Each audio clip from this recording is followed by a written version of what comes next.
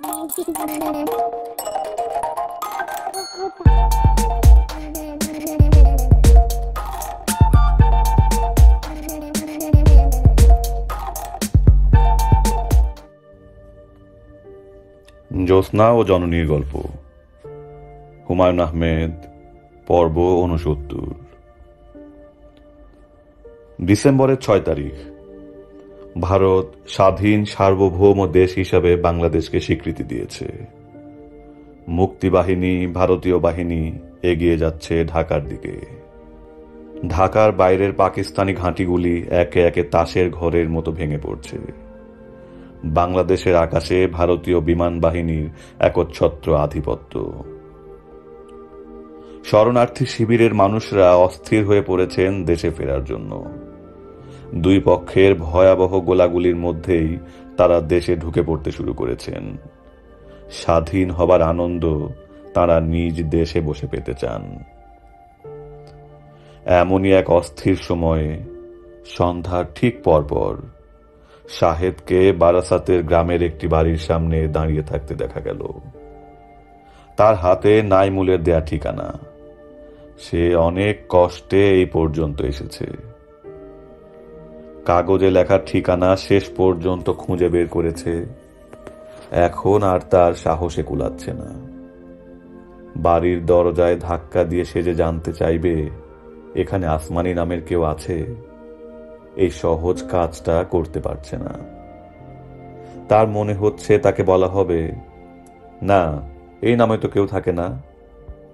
কিংবা বলা হবে, হ্যাঁ, এই নামে একটা মেয়ে ছিল, তারা এখন নেই, কোথায় আছে তাও বলতে পারছি না।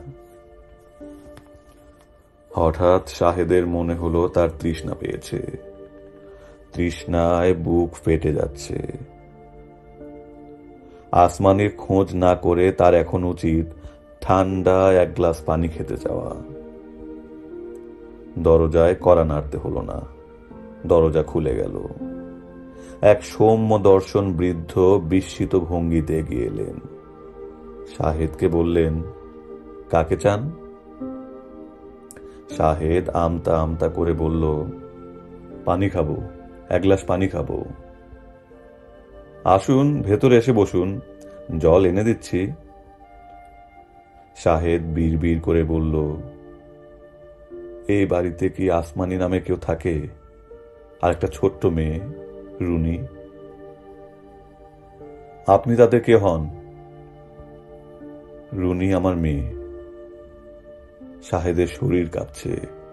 মনে হচ্ছে এক্ষুনি সে মাথা ঘুরে পড়ে যাবে। বৃদ্ধ এগিয়ে এসে শাহেদের হাত ধরলেন। কোমল গলায় বললেন, আপনার স্ত্রী এবং কন্যা আমার এখানেই আছে, তারা ভালো আছে। আসমানি বাড়ির পেছনে পুকুর ঘাটে আছে। মেয়েটা বেশিরভাগ সময় সেখানেই থাকে। আপনি কি আগে তার কাছে যাবেন না জল খাবেন? শাহেদ বিড়বিড় করে বলল, পুকুর ঘাট কোন দিকে? বৃদ্ধ ঘাট দেখিয়ে দিলেন। শাহেদ এলো মেলো পা ফেলে এগুচ্ছে। সে নিশ্চিত ঘাট পর্যন্ত যেতে পারবে না, তার আগেই মাথা ঘুরে পড়ে যাবে। এখন সে নিঃশ্বাসও নিতে পারছে না, তার শ্বাসকষ্ট হচ্ছে। তারও কিছুক্ষণ পরে রুনি মায়ের খোঁজে পুকুর ঘাটে এসে একটা অদ্ভুত দৃশ্য দেখল।